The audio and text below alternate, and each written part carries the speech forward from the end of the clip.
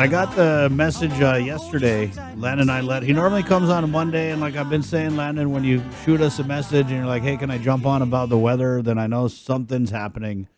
And you guys are actually monitoring what is it, a tropical storm, Landon?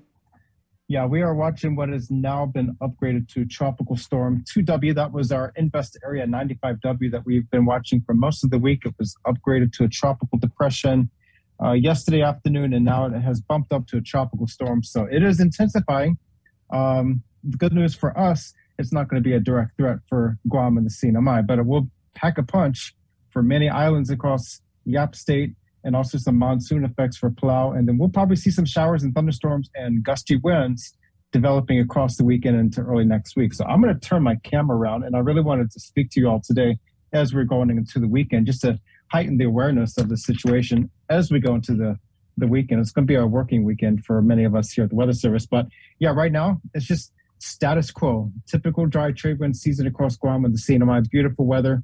A red flag warning does remain in effect for the strong winds and the ongoing dry conditions. This is going to be one of those scenarios where we go immediately from a red flag warning scenario to the possibility of flash flooding, depending on how this thing sets up. Because even though we're not going to expect a direct hit from this tropical storm or whatever it is as it's coming by to our southwest, we will feel the showers, gusty winds, and likely significant rainfall for some areas. This is our tropical storm now. It's a big mess across much of Western Micronesia, affecting islands like Waliai, Ifilik, Setawal, Yurupik. That's going to be moving on toward Ulithi, Fais, and Yap. We just put out a tropical storm warning for Waliai and Fajalip down in Yap State, and then we just issued a typhoon watch for Fais, Ulithi, and Yap. So if you have family and friends over in Yap or any of those islands for that matter, please reach out to them, let them know to be prepared. Folks on Waliai and Fajalip, we've been communicating with them in the disaster coordinating offices in Yap to make sure they were ready yesterday, because those heavy showers and thunderstorms and gusty winds and hazardous sea conditions have been prevalent for a couple of days now, as well as across much of Palau. For us in Guam, it's going to be breezy and dry today and then into tonight, but we're going to see these showers start to increase tomorrow on Saturday through Saturday night and Sunday into Monday. Really, depending on how this thing evolves to our southwest and west. Again, not a direct threat, but we will feel the showers and thunderstorms and winds increase across the Mariana Islands this weekend. There is a possibility for some flash flooding depending on where the rainfall falls and if it trains over parts of the islands. But we have to watch out for this closely. Some of the disparity that we're looking at in the forecast models is that some of the models have been very aggressive in developing the system, while other models have been a little bit lackluster compared to others. So one model shows about a foot of rain over the next 5 to 10 days for Guam, whereas the other model shows 3 to 4 inches of rainfall. And I don't always like to show the forecast model data here, but this is the American GFS model. This is Guam right there. We're looking at 5 days in advance. This is Tuesday afternoon next week, showing our disturbance or our tropical storm that's going on now as a typhoon to our northwest, but another system over here. But keep in mind, this is a forecast model 5 days in advance. This is a different model, much different conditions, much better weather here at Guam with one broad system well to our west. So this is what we at the Weather Service have been deciphering the last several days, sorting through the gibberish of numerical weather models, trying to piece together the best available forecast. Yeah. And so our forecasts have been edging more towards this one as far as rainfall, wind potential, but also the timing and location of this disturbance. But this is why we are 24/7 operations, because things change and things can change rapidly in these tropical situations. So keep that in mind as we go into the weekend. The big story for us, hazardous seas and surf will be developing. Those waves and surf, especially on east-facing reefs and coastal shores, will be picking up tonight, Saturday, Sunday night.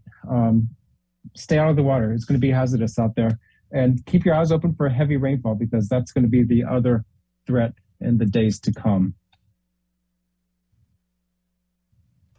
Thank you, Landon. So when you get little BTS here, when you get two models that differ, that, I mean, because it was almost like night and day, right? What kind of work do you guys do on your end to find that middle ground? Well, we want to observe what's out there, and I will show you my computer what I would be looking at otherwise, but my computer has been acting up on me this morning. And let me turn you to some more visuals. This is our current track as of 8 o'clock this morning, showing that error track. This is Yap right there. 2/3 of the time, that passage will be within this white hashed area. So in 4 days, that storm could pass over Yap or as far north as over here. We are out of that error swath with Guam sitting right up here. So that's the good news for us. But what we look at for in the Weather Service, we want to see which forecast model handles the current conditions best. Because if a certain forecast model is already too strong for a developing situation, we know it's not handling the initial conditions well. So we want to watch out for that. So we analyze that. We collect all the available data to see what's out there, what's actually happening from satellite sensors, surface observations from mariners, to see which forecast model initializes the best, and then we can see where that's going to track over the next 1 to 3 days. Beyond 4 and 5 days, the forecast models don't always perform their best. This next image, this is the wind speed projections with the system. With the blue hashed area, those are tropical storm force winds of 39 miles per hour. The yellows, those are 58 miles per hour, and the red, those are typhoon force, making a beeline for Feist and Ulithi. So this could be a significant impact for them. It's already a big impact for islands like Walia, where they're especially vulnerable because they don't have much infrastructure there. They are low-lying coastal areas. So we've been communicating there with the embassies across the region, as well as the state offices for emergency management. But this is going to be a big hit for Yap Islands and Yap State. Lana, we did have a couple comments. Canopies down, question mark? If they're not strongly secured, be safe than sorry. Go ahead and take it down, but otherwise make sure it's very secure. The winds will be bumping up from what we've seen the last several days, and they've been gusty this last week, but they're going to be increasing a little bit toward the weekend. Right now, our forecast is calling for breezy conditions with sustained winds of 20 to 25 miles per hour, with gusts probably upwards of 30 to 35 miles per hour. So be safe and sorry, take it down. Otherwise, make sure it's heavily strapped, heavily secured, and same thing for the water. Just avoid the waters altogether, especially along east-facing coastal areas. It's everything from Taragia, Retidian, all the way down Pago, Marbo, Ipan, and Inarajan. Those waves will be building on the south side as this thing starts to pick up latitude, passing to our southwest. We're going to see winds start shifting, and the season surf will build on the south side, and then eventually the southwest coastal areas. Last question, I don't know, question or statement. Chamarita Regis says, good morning, Landon. That's the news I was waiting for. Need the rain to water my plants. Are we getting a lot of rain this weekend? Yeah, there is a potential for a lot of rain, and that's why we have the hydrologic outlook. Again, one model says 3 inches over the next 10 days. The other model says a foot of rain.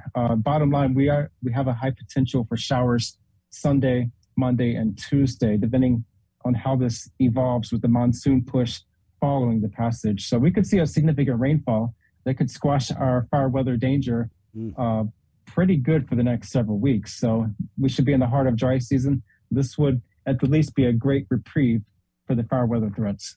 Landon, thank you so much. I'll let you get back to work and keep us posted over the weekend, and we'll see you Monday. Absolutely. Okay, my friend. I'll be here all weekend. Okay. Hey, bring him a snack or something, guys. FYI, I know Sabrina, I'm not sure if Jason's on board yet, but Sabrina told me that she's going to be coming in Monday, and that Jason, if he's not too sore from his yoga workout, he'll also be coming in Monday to do the show. And then remember, guys, Monday we got the CNMI segment. It's Fit to Lead. It's a great sponsored segment. We've also got Work Week Weather with Landon, and I'm pretty sure Monday we'll have a clearer idea of what's going to or not going to happen with the system. Sir, let's go ahead and get into our 8 o'clock newscast, guys. But before we